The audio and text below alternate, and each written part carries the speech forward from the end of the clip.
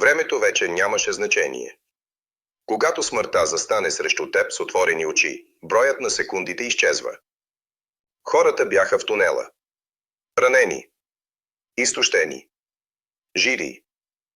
А ако Любодар беше тръгнал с тях, ордата щеше да ги последва под земята. Затова той спря.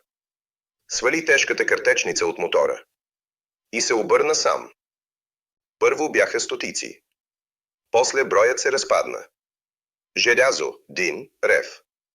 Армия. Елена плачеше. Но знаеше, той винаги е бил човекът, който застава между опасността и другите. Не защото трябва, а защото не може иначе.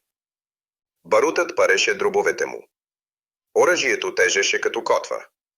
Той се движеше, стреляше, сменяше позиции. Примамваше ги. Разяряваше ги. Водеше ги към моста. Рискът не беше избор в живота му. Още от детството, когато остана сам. Още тогава започна битката. Като дете пазеше слабите. Сега пазеше стотици. Къртечницата ехтеше надалеч.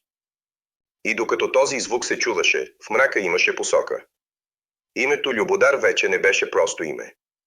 То беше глас. Звук. Сигнал. Докато той стреля, някой някъде още живее.